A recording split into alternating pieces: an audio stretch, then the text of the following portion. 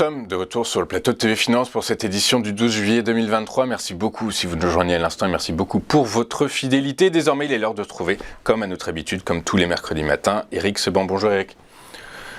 Bonjour. Bonjour, merci d'être avec nous Eric ce matin. Eric, teinté de noir à la fois dans ses vêtements et dans ses graphiques. Eric, la semaine, comme vous nous l'expliquiez la semaine dernière, le DAX a évolué entre ses limites, borne basse 15 500, 15 550 et les 16 200, 300.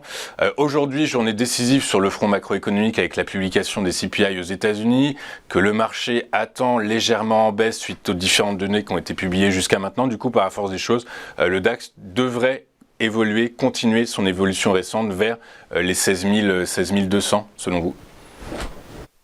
16 200, oui, peut-être. En tout cas, ce que je note, c'est que suite à la baisse de jeudi, qui était assez importante quand même, eh bien, on est remonté quasiment au même prix.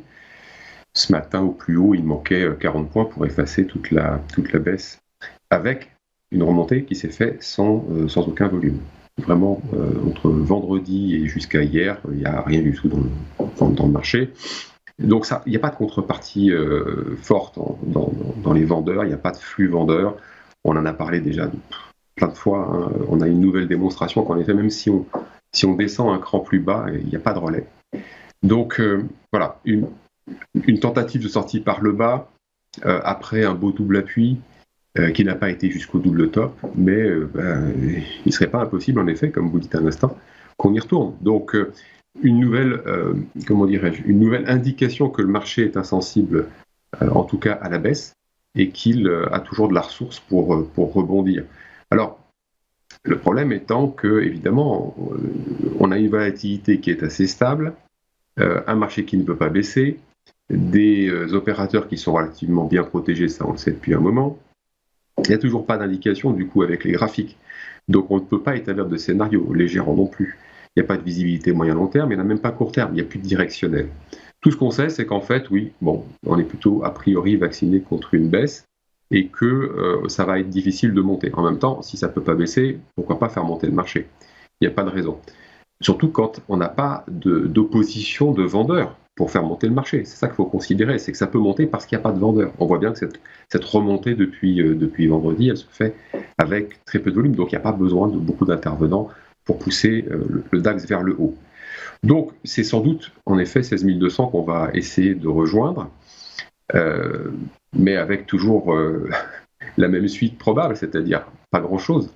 Aujourd'hui, pour avoir un marché qui se mette à bouger, pour qu'il y ait des obligations de faire, il faudra un catalyseur. Il faudrait qu'il y ait quelque chose qui fasse bouger le DAX, dans un sens ou dans l'autre, hein, ça n'a pas tellement d'importance.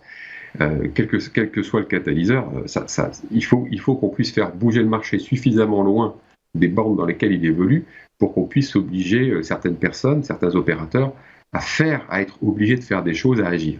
Et là, quel catalyseur est-ce que l'on peut avoir ? Je vois pas. Franchement, je pense que la situation, comme je vous disais la semaine dernière, va se poursuivre parce que tous les éléments prônent dans le sens d'une poursuite du contexte, faute encore une fois, d'un catalyseur, et parce que on voit bien, la volatilité évolue très peu. On peut perdre 300-400 points, ça ne change pas grand-chose. Il n'y a pas de crainte. Alors, est-ce que c'est de la complaisance ? On pourrait le penser éventuellement si jamais on pouvait entrevoir quand même un horizon pas très vert, mais même ça, on ne l'a pas. Donc non, ce n'est pas de la complaisance. Ce sont des gens qui ont probablement bien compris comment les marchés évoluent aujourd'hui, depuis 2020, et qui font en fonction, après tout, c'est leur travail. Ça nous amène à cette situation que l'on a actuellement, non directionnelle, mais qui permet quand même de travailler. Donc finalement, ça ne dérange pas beaucoup de monde. Okay. Très clair. Du coup, on s'attend à ce que ça continue de latéraliser entre les limites hautes et basses, c'est 15 500, 15 550, et au-delà de même celle du 1200, 16 500 éventuellement, on est sur un range de 1000 points à peu près globalement. Ouais, c'est ça. Ça peut déborder un petit peu. Il n'y aura pas forcément du relais. C'est pas mon scénario, comme je vous l'ai dit. On voit bien que par le bas, voilà, c'était pas dans le scénario non plus.